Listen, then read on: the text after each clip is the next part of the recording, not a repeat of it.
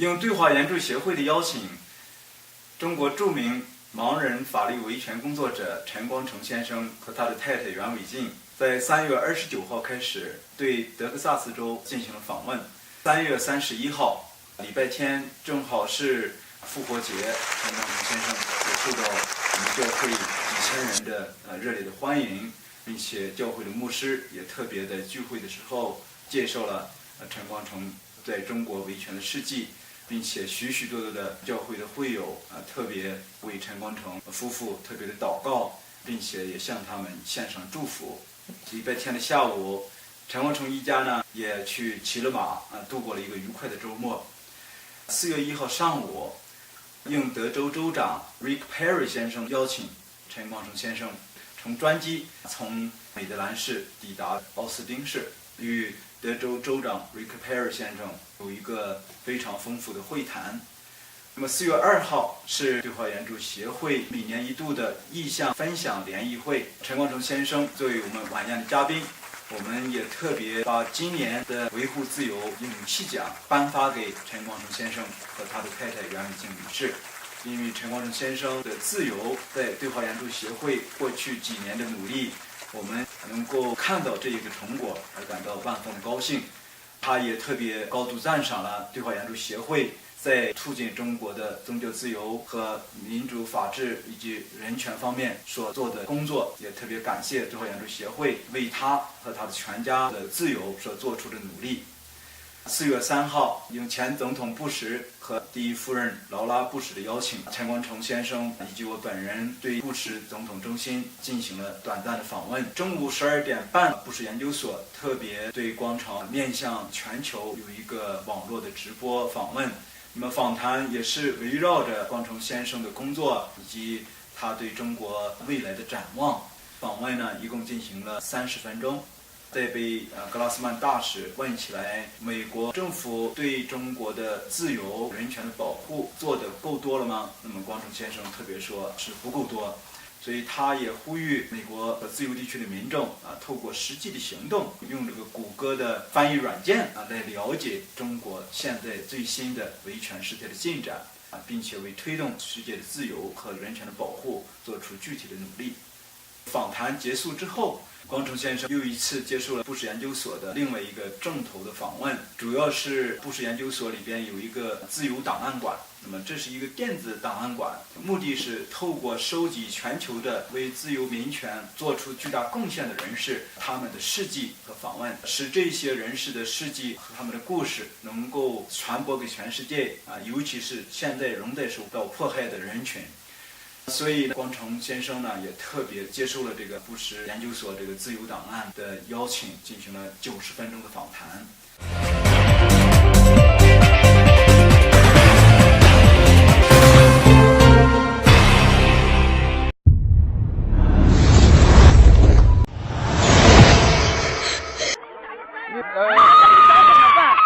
照顾好小孩嘞，你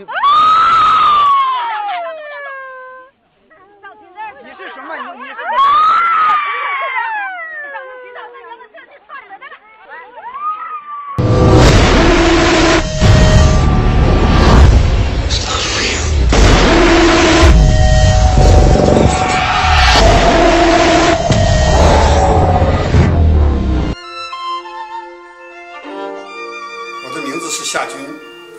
My name is Xia Jun. I work for Paul Michaud Law Firm in Shenzhen City as a human rights lawyer.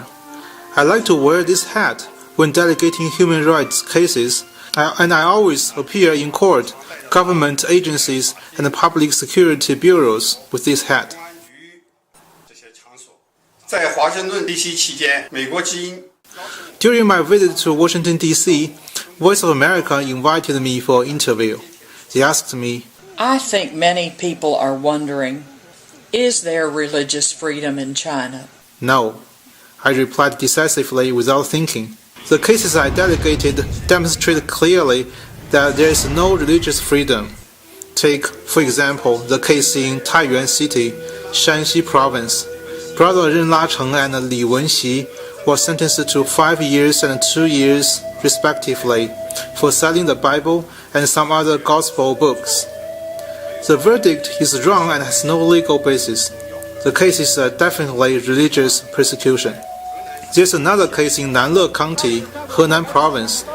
Pastor Zhang Shaojie, who is even a member of the local Chinese People's Political Consultative Committee, displeased the local government officials because he fought for Christians' legal rights per the Bible's teaching. The local officials wanted to change the original land acquisition plan, which Zhang Shaojie and other Christians did not agree with. Thus, they appealed to higher authorities in Beijing. Then the local Public Security Bureau caught more than 20 people without any legal procedure. For quite a long time, no one knew where Zhang Shaojie was imprisoned and whether he was alive or not. Brother Cao Nan was very concerned about these imprisoned Christians, so he went to Nanle County to attend the Christmas worship meeting on December 23rd from Shenzhen City. However, he was not allowed to leave Zhang Shaojie's yard because of a group of people gathering outside. Cao Nan said, "I have the freedom to go out." Those people said, "What freedom?" Then they beat him to the ground. His brother Cao Nan was a Christian woman and her kid. They could not get out either and were beaten too. All of you have heard their cries.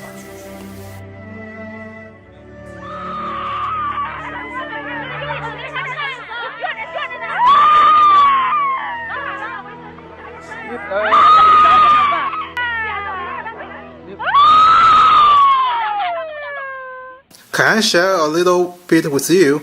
The village leader asked this brother to confess his crime. I wonder what crime he committed. What to confess? This was for one purpose. He led a group of people to rob his house. What is your legal basis for doing that?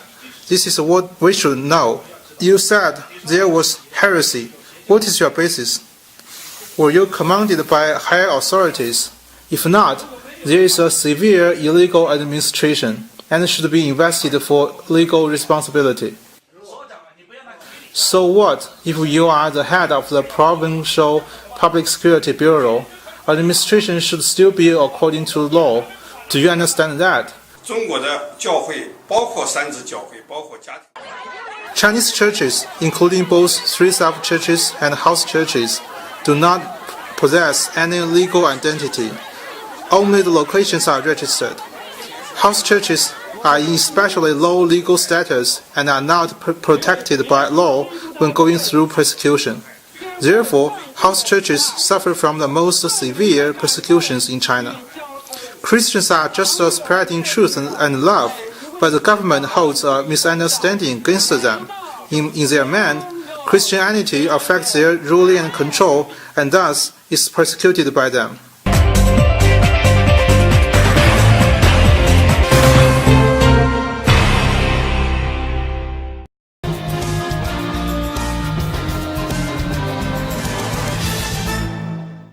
This is Bob Fu. I'm the founder and the president of China Aid Association.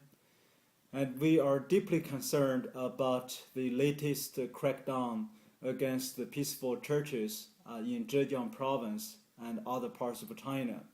As we have learned that not only the number of church buildings were destroyed recently, but also a number of church believers, church leaders had been arrested, had been under detention and summoned to the police interrogation, and family members were being threatened for retaliation simply for their action to defend their own church buildings from being destroyed. As we know, the Chinese own constitution, Article 36, says clearly the citizens of China are guaranteed freedom of religious belief.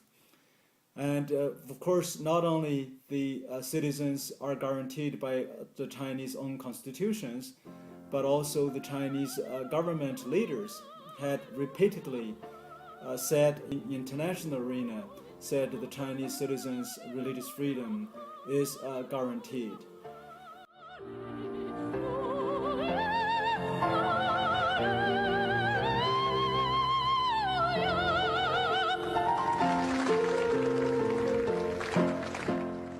But what has been done in Zhejiang province, very deep concern and should be condemned by the international community unanimously.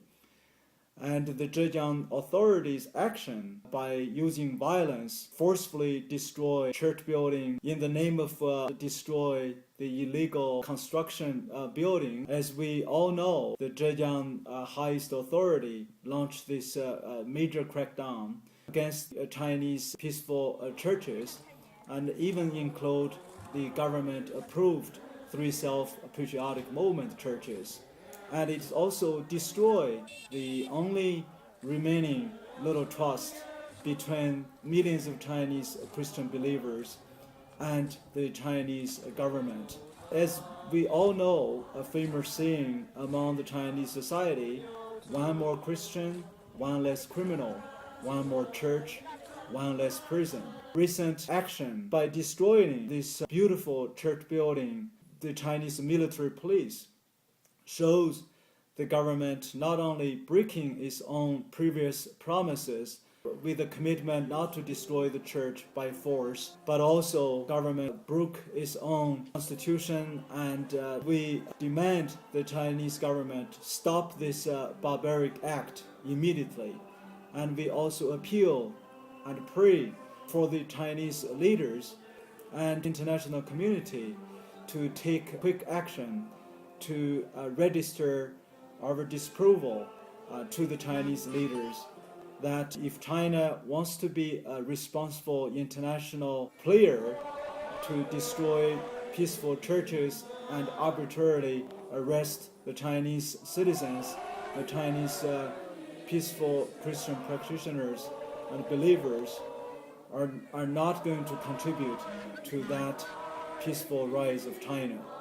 We ask millions and millions of Christian believers all over the world to pay particular attention on this worrying escalation of latest crackdown.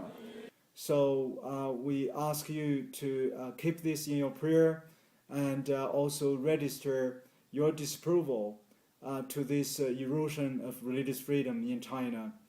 Thank you very much. God bless you.